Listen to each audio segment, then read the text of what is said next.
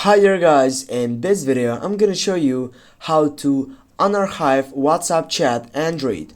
Firstly guys, before we start with this section video, I need to mention that right now I'm working on Android, but don't worry about it, it is the same process on iPhone.